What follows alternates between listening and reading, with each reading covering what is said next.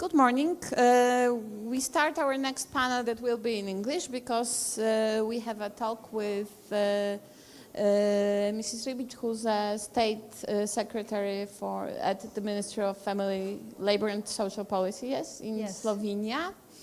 And we will discuss the issue of the family policy and the challenges for the family policy in Slovenia and in Poland. Countries in Central and Eastern Europe, in Southern Europe too, struggle with relatively low fertility, with the necessity to develop policies that help families to have children, to reconcile work and family lives. So the question is, what kind of challenges do you see particularly for Slovenia? What kind of priorities are there for the family policy? Yes, first of all, I would like to thank you to invite me to this forum. Yes, like you said, the fertility of Slovenia is not high. No, we cannot say that it's low, but it's not high. But the state policy, the family policy in Slovenia is to harmonization of the family life and professional life. So we know that this is a key issue in Slovenia, and all measures are very important. The measures from the state, measures from the employers and other organizations. And we have really a lot of measures in family policy, like flexible working hours, and we also have job sharing and teleworking, especially now in COVID time. We wish to achieve a situation which employers can harmonize their private life and professional life. So now the state task is now to detect some changes in family policy and in family living, and our mission is to design a family policy to respond to the new situation in the market, in the labor market, in the family market, and so on. When we look at the statistics, Slovenia is really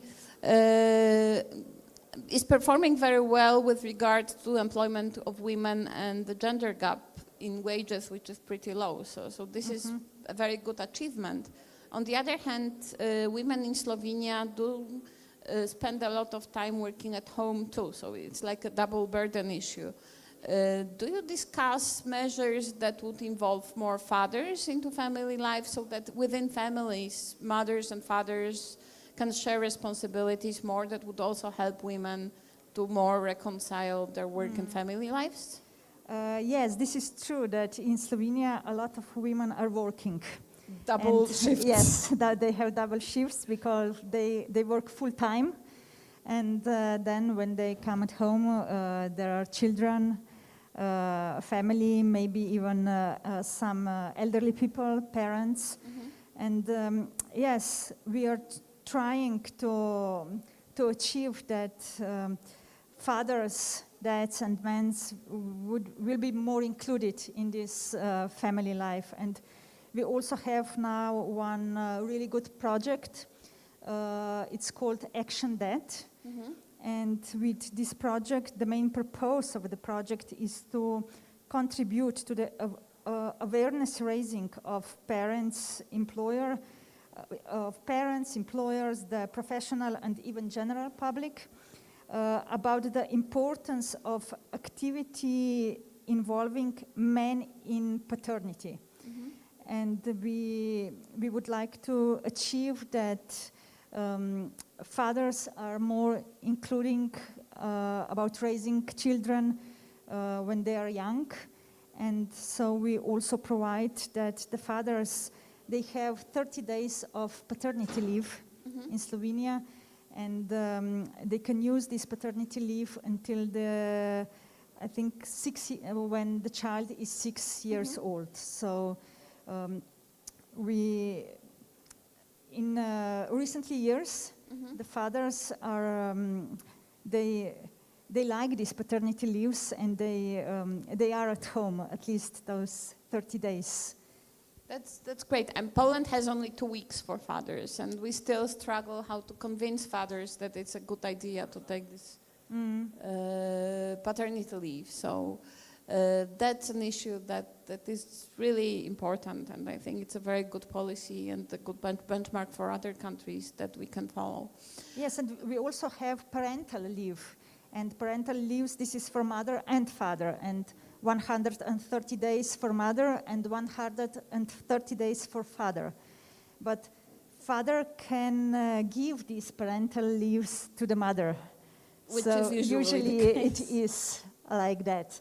But even mother can give these parental leaves to fathers, but this is not so usual. And when you look at those fathers and mothers sharing responsibility for taking care for children, do you see that there are specific groups that do that more? Like in Poland, for example, I'm from academia, so we see a lot of people working in academia that actually share more responsibility. So those with higher education, with better human capital, are inclined to do that more than those that have, let's say, lower education and work in other sectors. Yes, in Slovenia, in our country, is the same. The more they are educated, the higher is this awareness that the father must be a really important role in the family. So the less education they have, more is this equality by the man and woman, and so there's more traditional kind of perception of roles. Yes. And we talked before, and you've said that you took your post basically 2 days before COVID pandemic appeared. And of course, it is a huge challenge for the family policy too, because I don't know how it was in Slovenia, in Poland, or schools and kindergartens were closed. So it also meant that it was necessary to develop solutions to help parents to take care of their children. So we had special care leave that was available for parents, paid from our social insurance agency. How did you deal with that in Slovenia? Yes, also in Slovenia, the kindergarten and schools were closed during the pandemic, and our measures were that one of the parents could stay at home, and the state paid the salary in some subsidies to the employers. So even here, there were more mothers who were at home than fathers. So, but this was really necessary, because the parents, they have a really big problem with care of their child, and it was really they said that it was really hard, because the school were closed and everything were education process through the internet. Yes, and they have really difficulties with this, and even here, the more educated parents, this was not a problem for them, but for the less educated parent, it was a big problem to sit with the child, to do everything through the internet and so on. Yes, and the families in Poland also struggled with the issue that, you know, when children have school at home, they need to have computers, they need to have access to internet. Usually when parents also worked, had distant work, that they also needed to have computers and access to the internet. So there were a lot of issues how to organize it, how to support especially those children that are from risky backgrounds, that are more vulnerable. What were the measures that you took in such cases? Well, first, the government buy IT equipment. And we donated this IT equipment to the families that they could not afford to buy a new laptop or to have internet and wireless internet at their homes. So we help with that. And yes, we know that it was really difficult for some parents who need to work at home, from home, and at the same time they need to be with their children and do some homework for, I don't know, 3rd grade or 4th grade. And yes, it was really, how do I say it? It was a big challenge for them. Yes, and then I have, my youngest son is in the 6th grade, so I also struggled with sort of seeing whether he does his homework and at the same having my own work, and this was really a challenge. But on the other hand, I think it was a good, maybe one of the benefits of the fact that the families spent time at home is that there were, there's more connection. That parents talked more to their children, so that there's more, let's say, bonds in the families that appeared during this time, because normally parents, when they work regular hours, children are at schools, that's not always a very good time for families. So do you think that one of the benefits of the COVID is that the families will be closer and there will be more connection between parents, especially fathers and children? Yes, of course. I think that this was the good part of the COVID, that children and parents now they are more bond, and they know each other. They know how to spend time with each other, because before COVID, a lot of families were like that the children had computer, laptops, mobile phones, and parents were working, children were at home, and when they were at home, I don't know, they just eat some dinner together, and that was all. But now they need to spend the whole day together. And I think, yes, that this is the benefit of the COVID. Yes, I think we must look at some benefits, not only the problems. Yes, I also think that the benefit was teleworking, working from home. Yes. And now in Slovenia we are trying to change the legislation that the teleworking would be much easier, so that you will not have to sign a new contract. That this will be some part of the agreement from the employee and the employers. And even some parents with, I don't know if they work in the office, they said that it was, that before they did not imagine how would it be to work at home, but now they realize that this also could be an opportunity to harmonize the family life and the professional life on the other side.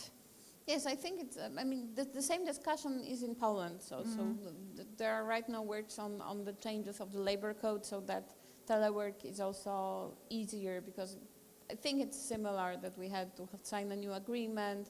The company needed to provide all the equipment and sort of prepare the workplace for doing that.